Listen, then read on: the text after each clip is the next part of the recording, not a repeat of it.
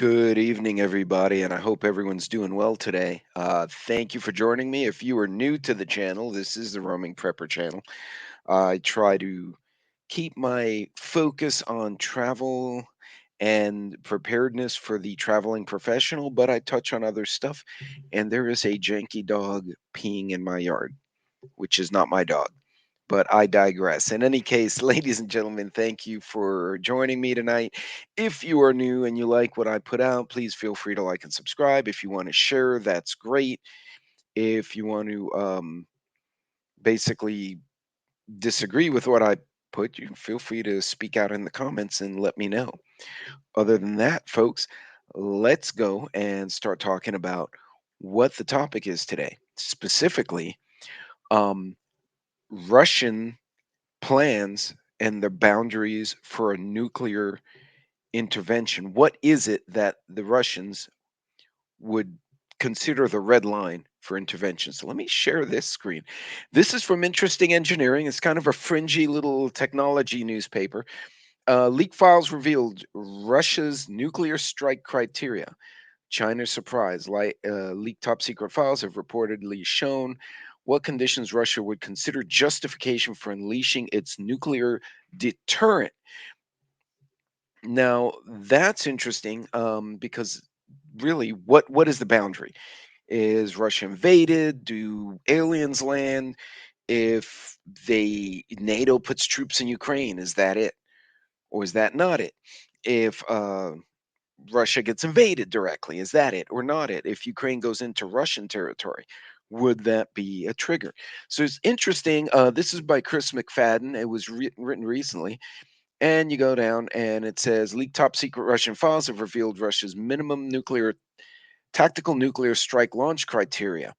The Financial Times reported on Wednesday the leaked documents show that Russia's red lines for nuclear deployment are surprisingly low, claims the report. The source of the document leak is not revealed, but it comes from quote unquote Western sources. The leak consisted of about 29 files written between 2008 and 2014, and as the FT reports, they appear to indicate a threshold lower than Russia has ever publicly admitted. Now, I find that interesting because, we have so many countries poking at each other repeatedly. It's only a matter of time before someone either steps over someone's line or makes a mistake. But this is interesting. Let's share that. Let's share that tab again. I hit the wrong button because I'm a fool. There we go. So, criteria for launch include things like an enemy incursion on Russian territory, or to more specific triggers, such as destruction of 20% of Russia's strategic ballistic missile submarines. The files also seem to indicate that Russia considers of the loss of three of its surface ships or three of its airfields as justification for a nuclear deployment. Now, they've already lost three surface ships in the Black Sea fighting with Ukraine, but they have not pulled the trigger on that. They've had at least one airfield attack. Now, I don't know, is this three ships at one time? Is it three ships over a year? They really don't specify. The files also indicate that nuclear weapons would be used to stop aggression or prevent Russian forces from losing battles or territory, make Russia's navy more effective. Now, that's kind of concerning because right now Russia's on the offensive and they're taking territory. But the truth is, that could turn around. We've seen the war go back and forth. Now, this article goes on to say Russia's nuclear deterrent is more tactical than strategic. Russia is likely to have a higher threshold for using tactical nuclear weapons against Ukraine. This is because they fear would escalate the conflict and result in direct intervention from the US or the UK, Germany, or France. Now, um, what's also interesting is in the article, the Russian nuclear deterrent, the largest by number in the world, is reportedly geared towards limited usage on battlefields in Europe and Asia. While this is different from America's approach, which is focused on longer range strategic weapons. While not specifically detailed in the report, it is also revealed recently that Russia might be planning to have space-based anti-satellite atomic weapons. Now, what's interesting, they also state and I'm going to blow this up a little bit and bring it to you right here. The files indicate that Moscow is concerned that such an attack would be triggered due to Russia being distracted militarily toward the West. Such a Chinese attack is suggested to gain territory for China and Russia's far eastern provinces.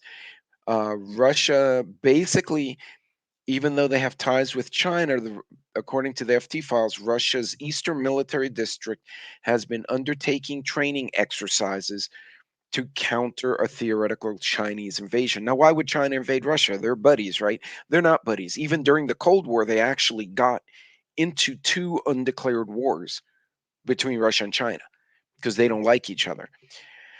Why would that happen? So Siberia is lush with wood, with trees, with minerals, with fresh water, with oil, with gas, with rare earth elements, with minerals, with mines. Now, you think that's a bit far-fetched, but one of my favorite authors, Tom Clancy, oh, that's a bit bright there. Tom Clancy, the book The Bear and the Dragon, which let's see when this one was written. This is an older book. For the record, I bought this used, so I have not had this book forever, although it looks like it. This original print was copyrighted in 2000.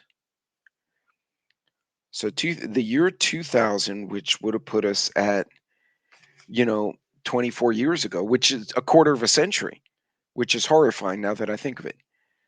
The year 2000 was a quarter century ago. COVID was 4 years ago.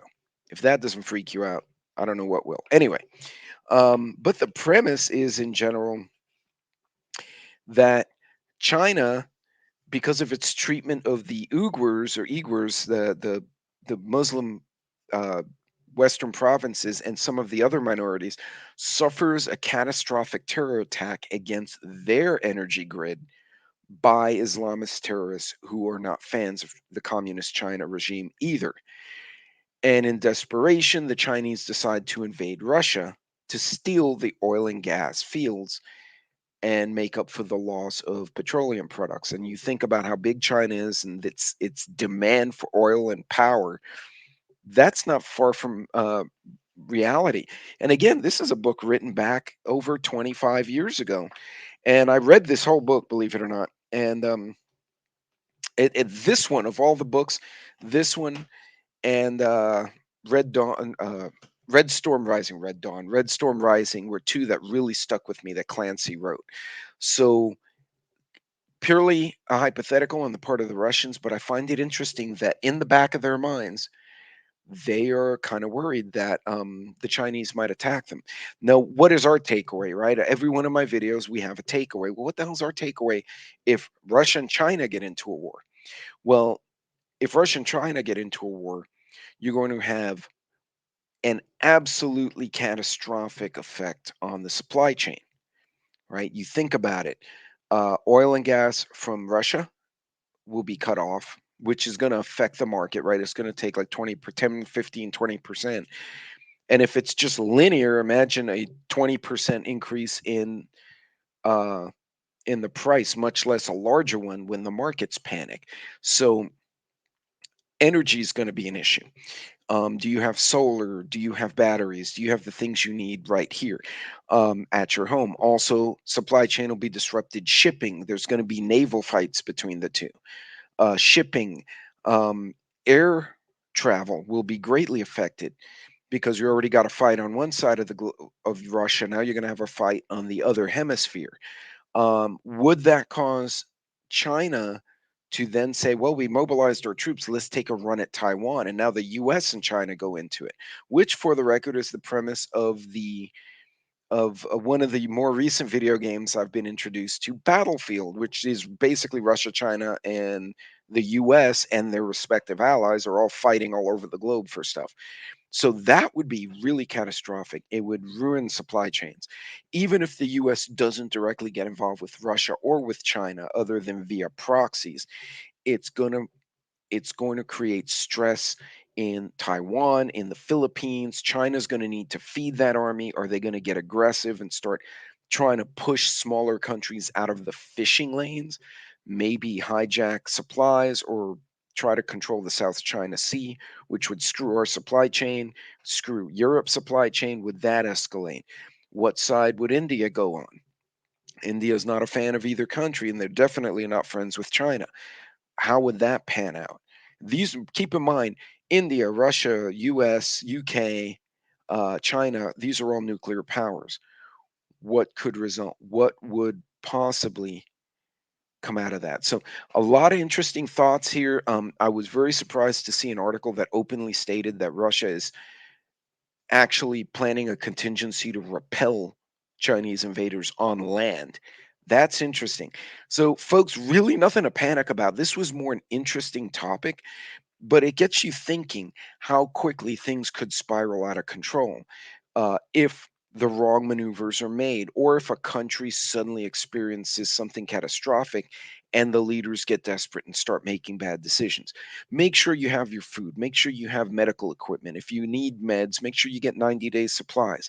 These are 101 things, but I thought I'd bring this to you because I found this uniquely interesting, that what Clancy hypothesized 25 years ago may actually have been true all this time. In any case, that's it for this one. I hope you enjoyed this hypothetical rabbit trail. Always interesting to talk about geopolitics and the potential things that could happen, especially in today's world. Because if you'd have told me 5 years ago, Russia and Europe would be at war of some type, and Hamas and Israel would get in a war, I would have said, well, really? Do you think? Ta-da. Anyway, ladies and gentlemen, good luck out there. Be safe. God bless, Godspeed, and I will see you on the next video. Don't forget to hit the like. And if you have any questions, if I don't make my own premiere, feel free to throw some comments below the video after it premieres. I'll see you later, guys. Be safe.